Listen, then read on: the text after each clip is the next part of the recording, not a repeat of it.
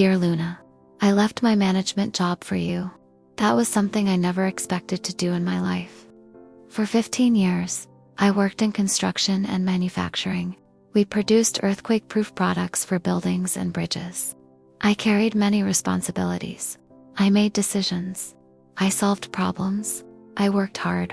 I earned well. I had bonuses. I had a title. I had a career I had built for many years. But still, I left.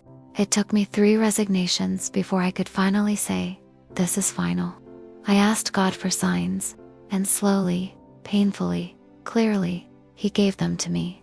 For many years, while working inside the plant, I also cared for cats. People would dump kittens near our area, and I could not just leave them there. So I would foster them for a while, feed them, care for them, and when they were ready, I would let some of the workers adopt them. But there were 2 cats I could not let go. One was a calico cat.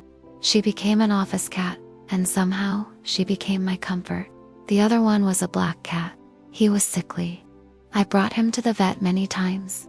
Nobody really wanted to adopt him because, for many people, black cats meant bad luck. But not for me. To me, he was not bad luck. He was my lucky charm. He was also my comfort. And honestly, Luna, my cats were one of the reasons I found it so hard to leave my job. I did not want to abandon them.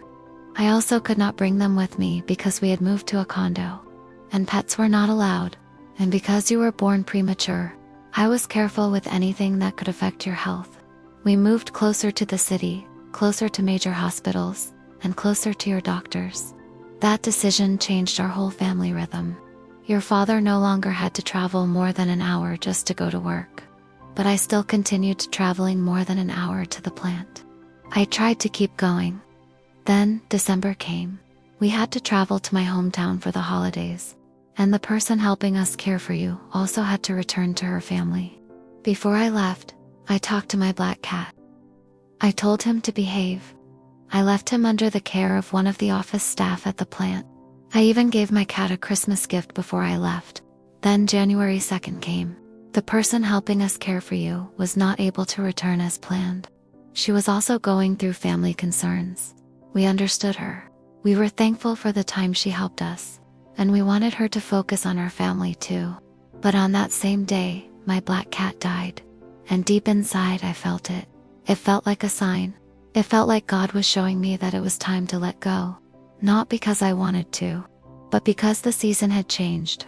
We tried to find someone who could help us care for you, but it was not easy, and I understood why. You were delicate. You were born premature.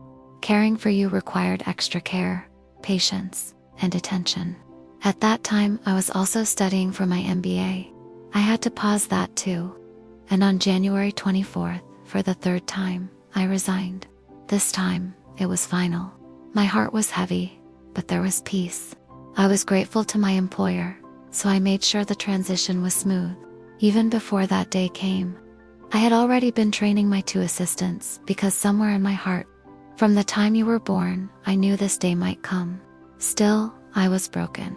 I wanted to experience both worlds. I wanted to be a mother, but I also wanted to keep growing in my career. I wanted to be present for you, but I also did not want to lose the part of me that worked hard, dreamed big, and built something for many years. But God did not leave us. I reached out to people I knew. A friend of mine for more than 20 years referred me to her company.